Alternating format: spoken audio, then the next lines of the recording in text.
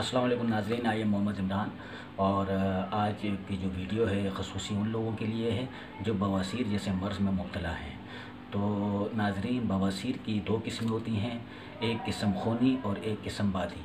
तो बादी बवासीर में इंसान को पखाने वाली जगह पे जलन और ख़ारिश और तकलीफ़ से गुज़रना पड़ता है।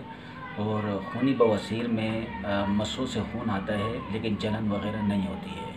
तो मैं बादी बवासीर के हवाले से सबसे पहले आपको बताऊंगा कि बादी बवासीर में कौन सा नुस्ख़ा इस्तेमाल करना चाहिए। सबसे पहले तो उसके लिए हमें गूगल ये एक गूगल वो होती है जो इंटरनेट में हम कोई चीज़ सर्च करने के लिए गूगल का इस्तेमाल करते हैं, फिर उसमें जाते हैं गूगल में, तो वहाँ से हमें काफ़ी चीज़ें मालूमात मिलती है। ये गूगल दूसरी है, जड़ी बूटियों वाली। ये लेना है आपने 50 ग्राम, ठीक है, ये गूगल है। और दूसरी चीज़ है ये नीम के बीज। इसके आपने नीम के बीज के छिलके हटा के इसके अंदर का जो मगज़ होता है उसको आपने लेना है 50 ग्राम। उसके बाद आपने लेना है रसोद को आपने लेना है 50 ग्राम। ये देखें रसोद। और चौथी चीज़ है जी तुख्मे बकाइन के बीज, ये लेने हैं आपने 50 ग्राम।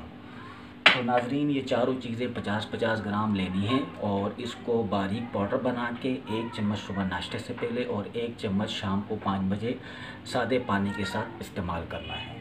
और दूसरी किस्म जो खूनी बवासीर है उसके लिए मैं आपको बताऊंगा। उसके लिए लेना है गेरू। ये होती है किस्म की मट्टी टाइप की होती है गेरू। ये लेना है आपने 50 ग्राम। और दूसरा इसके साथ है संगे जराहत। ये भी एक किस्म का पत्थर होता है। ये भी लेना है आपने 50 ग्राम, ठीक है।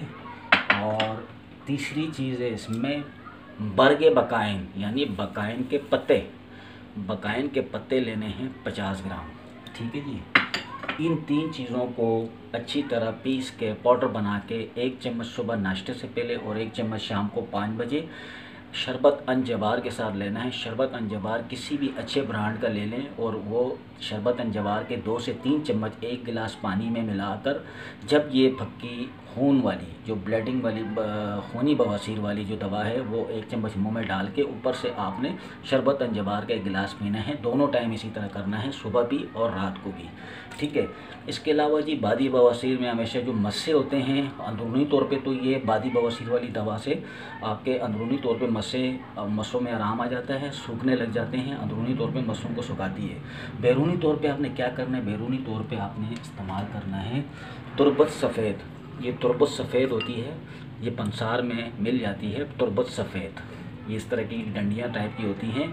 इसको आपने पीसना है, बारीक पाउडर बनाना है। इसको आपने खालिस मक्खन के अंदर मिला के मस्सों वाली जगह पे लगाना है और आहिस्ता आहिस्ता इंशाल्लाह ये बैरूनी तौर पे आपके मस्सों को सुखा देती है। तो दोस्तों, ये हो गया आप लोगों का दवा के बाद मैं आपको परहेज़ बता दूं दोस्तों, इसमें बादी और गर्म चीज़ों का इस्तेमाल आपको बंद करना पड़ेगा। मिसाल के तौर पे अंडा, मच्छी, अचार, बड़े का गोश्त, चावल, पराठे, इस तरह की चीज़ें जो बादी और गर्म चीज़ें होती हैं इनका इस्तेमाल आपको बंद रखना पड़ेगा फ़िलहाल के लिए।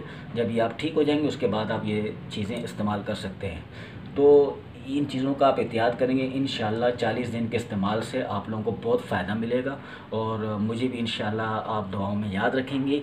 और आप लोगों के दुआओं का तलबगार मोहम्मद इमरान को इजाज़त दीजिए। अल्लाह हाफ़िज़।